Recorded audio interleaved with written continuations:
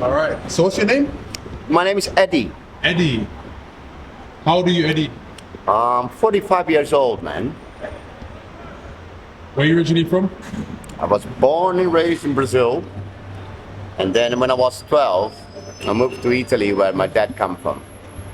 And from there, went to live in Portugal, Spain, Scotland. And then 2000, I landed in London. So I've been here since 2000. And what's your current situation? You out here homeless? Yeah, I'm homeless right now, yes. I'm homeless because I'm being evicted from the property I was living. How long have you been out here on the streets? Brother, it's gonna be 38 days today. 38 days. Yeah. So you're fairly new to homelessness? Yes, I am, yeah. Yes, I am.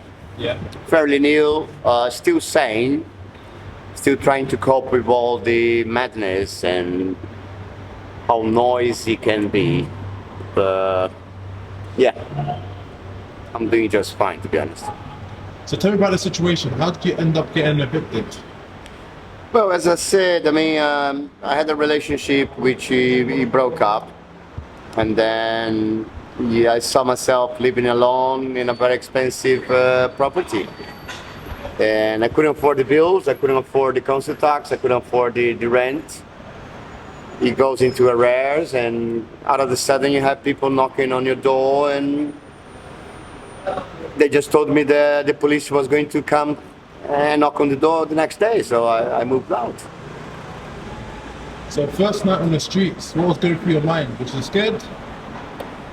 It is scary, even for a 45-year-old man, but there are good and bad people everywhere, and on the streets it's just the same thing. You know, you have junkies, you have the perverts, you have the drunks, you have the fighters, people who want to pick a fight just to feel, I don't know, big.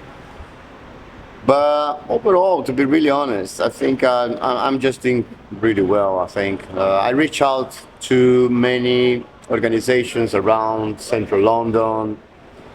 So I keep myself clean.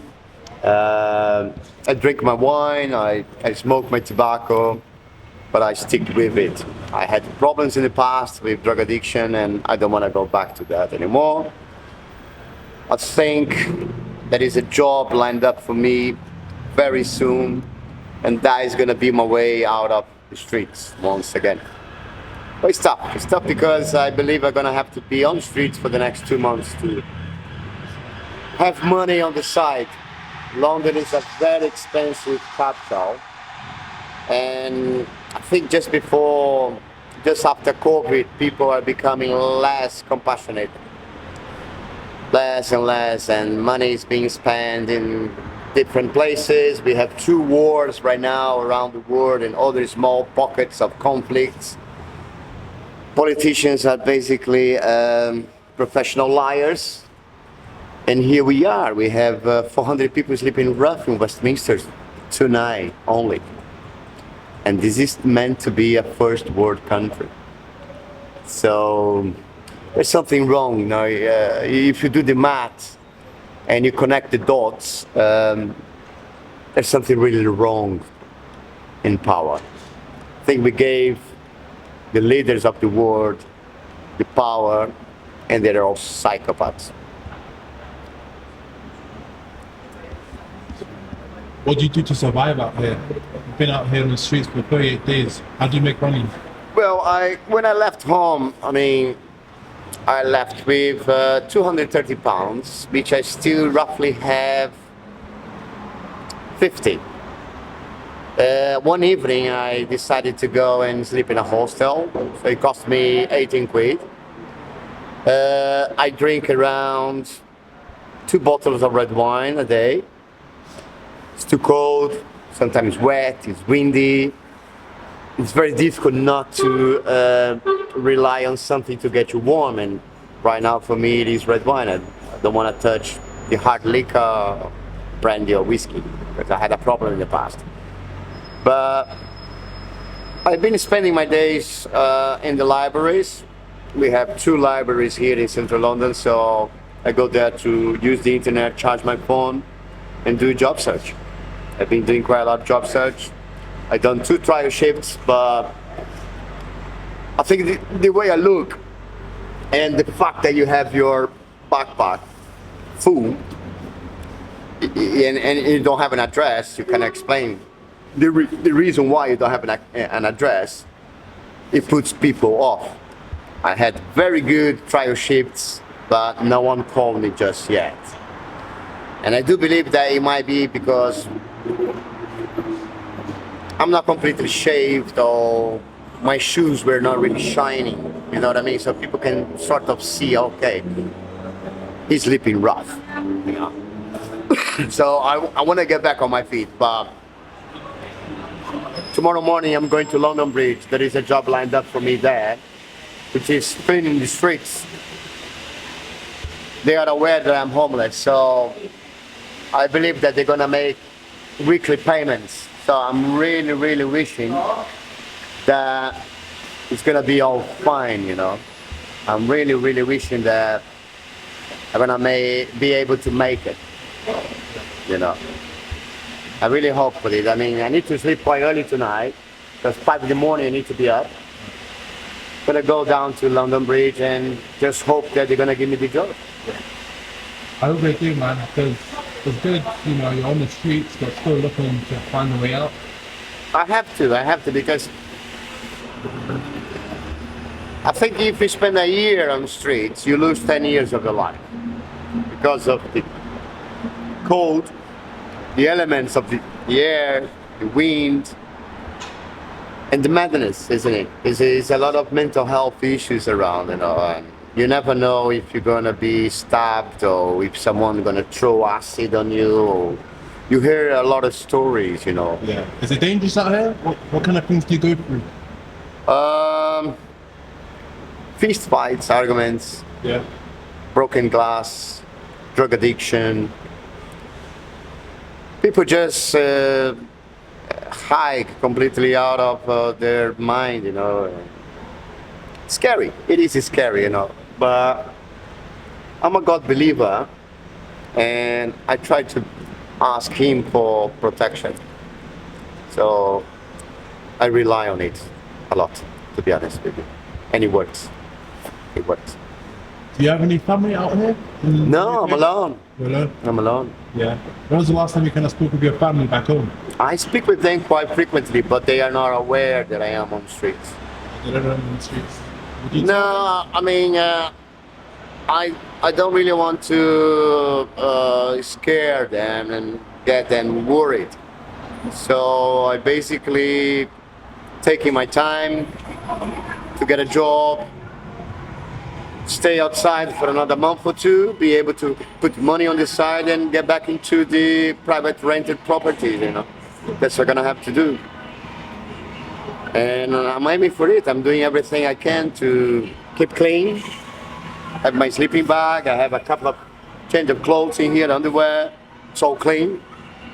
There's plenty of organizations around. There are good people who come around as well and give us hot food or clean underwear, clean socks. So it is tough. I've seen people crying on the streets, and because they just got homeless and they just came to find out how easy. People with beard in their faces, you know, man, grown-up man. But it's worse because there are people who watch and then they prey on you.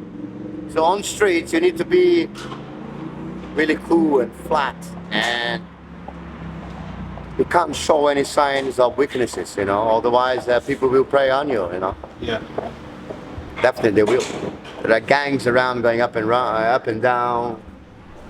Foreigners mainly, to be honest, looking for your phone to sell it, to exchange it for spicy or whatever they are on, you know. So you need to be aware. I mean, I have my books, and I try to meet up with people which are genuinely honest people and good people, because there are a lot of perverts as well. they see a man on the street, so they offer you 50 quid to, you know. So it is a very profound experience. It does change people's view of life. But at the same time, I met up with brilliant people, with very good people as well. So I'm kind of happy and content. Happiness is a very profound word, but I like to say that I'm content right now. It's good. Yeah. And how long have you been like staying clean in terms of like not being on the hard drugs?